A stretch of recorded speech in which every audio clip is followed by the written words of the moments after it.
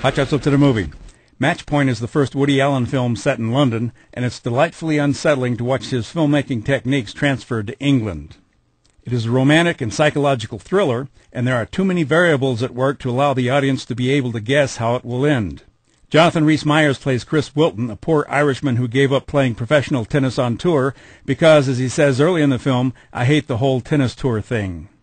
Chris also tells us the theme of the entire story when he says, "I'd rather be lucky than good," as we watch a tennis ball go back and forth over the net. There are moments in a match when the ball hits the top of the net, and for a split second it can either go forward or fall back. With a little luck, it goes forward and you win, or maybe it doesn't and you lose. Chris takes a job teaching tennis at a private club where he meets Tom Hewitt, and their shared interests make them close friends. Tom's sister Chloe, played by Emily Mortimer, takes an interest in Chris. She arranges for Chris to get a job in one of her father's companies, and soon Chris is being groomed not only for marriage but also for a higher position and successful career.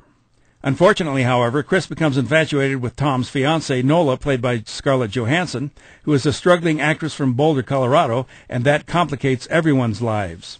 Especially after Chris and Chloe get married, Tom breaks up with Nola, and Chris starts lying to practically everyone in order to cover up his increasingly hot and heavy affair with Nola. They say there is no such thing as the perfect crime, but just how desperate do you have to get before you try to commit one? And if love is blind, how much more blinding is lust?